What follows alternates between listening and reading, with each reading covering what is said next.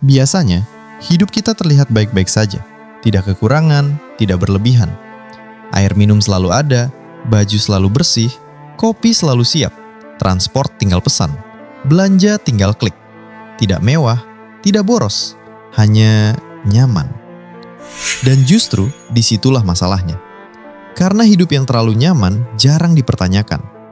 Kita tidak merasa sedang salah arah, tidak merasa sedang bocor, tidak merasa sedang rugi. Semuanya terasa normal, semuanya terasa pantas. Tapi suatu hari, ada satu perasaan aneh. Gaji naik, kerja makin capek, jam kerja makin panjang, tuntutan makin tinggi, tapi tabungan tidak pernah terasa penuh. Saldo datang, lalu pergi. Tidak ada kejutan besar, tidak ada krisis mendadak. Hanya perasaan, kok segini lagi? Bukan karena satu keputusan besar, bukan karena salah investasi, bukan karena hidup foya-foya, melainkan karena puluhan keputusan kecil yang terasa masuk akal, yang terasa wajar, yang terasa pantas. Keputusan yang tidak pernah kita sebut boros, karena nilainya kecil, karena tidak terasa, karena semua orang melakukannya. Inilah cerita tentang biaya kenyamanan. Biaya yang tidak muncul sebagai tagihan besar, tapi pelan-pelan menggerogoti keuangan rumah tangga. Biasanya, kehidupan modern dijual sebagai solusi. Solusi atas lelah, solusi atas sempitnya waktu, solusi atas tekanan hidup. Narasinya sederhana. Hidup sudah cukup berat, jangan dipersulit. Dan kita setuju, karena kita memang lelah, karena kita memang sibuk, karena kita memang kehabisan waktu. Maka semua dipermudah, semua dipercepat, semua dihilangkan gesekannya. Tidak perlu masak, tidak perlu mencuci, tidak perlu jalan, tidak perlu antri, tidak perlu mikir panjang. Dan setiap kali gesekan dihilangkan, selalu ada harga yang dibayar. Masalahnya, harga ini jarang ditampilkan di depan. Ia tidak datang sebagai angka besar, tidak datang sebagai alarm. Ia disembunyikan dalam kenyamanan, dalam kemasan praktis, dalam slogan efisiensi, dalam janji hemat waktu. Dan hampir selalu, yang membayar bukan perusahaan, bukan aplikasi, tapi rumah tangga, pekerja, kelas menengah. Karena kelas menengahlah yang hidupnya penuh tekanan waktu. Tidak cukup miskin untuk menolak, tidak cukup kaya untuk tidak peduli. Mari kita mulai dari yang paling sepi, yang hampir tidak pernah dianggap masalah, air galon. Air galon bukan gaya hidup, bukan simbol status. Ia tidak dipamerkan, tidak diunggah, tidak dibicarakan. Ia terlihat netral, masuk ke hampir setiap rumah. 1 galon, 20.000. Sebulan 8 galon. Setahun hampir 2 juta. 10 tahun, 20 juta. 20 juta untuk sesuatu yang kita anggap kebutuhan dasar. Dan sebagian besar dari kita bahkan tidak pernah menghitungnya. Karena terasa kecil, karena terpotong bertahap, karena dibayar berkala. Padahal di balik itu, kita tidak hanya membeli air, kita membeli kepastian. Tidak perlu masak, tidak perlu menunggu, tidak perlu mikir kualitas, tidak perlu repot, tidak perlu ribet.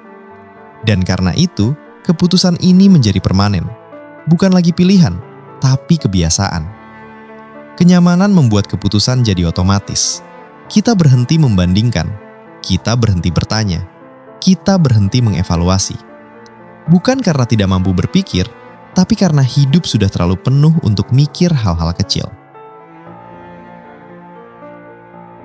Lanjut ke yang berikutnya. Laundry kiloan. Laundry bukan soal malas, ia soal lelah. Pulang kerja, energi habis, pikiran penuh. Akhir pekan tidak lagi ingin produktif, ingin hidup, ingin bernapas. Maka cucian jadi beban, bukan aktivitas. 7.000, 10.000 per kilo. Terlihat kecil, terlihat wajar. Daripada capek sendiri. Padahal dalam setahun bisa belasan juta. Dan laundry bukan cuma soal cuci baju. Di dalamnya ada air, listrik, mesin, tenaga kerja, margin usaha. Semua itu tidak gratis. Dan semuanya kita bayar. Dengan tenang, tanpa sadar. Waktu memang ditukar uang. Masalahnya, kita jarang menghitung berapa mahal waktu itu kita hargai. Seringkali, harga kenyamanan lebih mahal dari waktu yang benar-benar kita hemat. Berikutnya, yang paling sering dianggap sepele. Ojek jarak dekat. 1 kilometer, 2 kilometer. Naik ojek aja, 15.000, 20.000. Cepat, praktis, tidak ribet. Sekali jalan tidak terasa apa-apa. Tapi disinilah pola terbentuk. Perjalanan pendek, keputusan impulsif, tanpa evaluasi. Karena jaraknya dekat, karena nilainya kecil, karena waktunya sempit. Masalahnya bukan sekali. Masalahnya ketika ini menjadi default. Setiap jarak pendek selalu dibayar premium. Ini bukan soal ongkos. Ini soal pajak kenyamanan. Dan pajak ini sifatnya regresif. Semakin penghasilan terbatas, semakin besar proporsinya. Sekarang kita masuk ke ilusi paling halus. Kopi saset premium. Bukan coffee shop, bukan nongkrong. Hanya kopi di rumah. 5.000, 7.000. Terlihat hemat, terlihat dewasa, terlihat bertanggung jawab. Padahal dalam setahun bisa 1-2 juta. Dan kopi ini jarang dibeli karena rasa. Ia dibeli karena emosi. Sebagai hadiah kecil, sebagai teman kerja, sebagai tanda bahwa hari ini berat. Kita tidak membeli kafein, kita membeli perasaan layak. Dan karena ia dibungkus kecil, emosi ini dibayar berulang.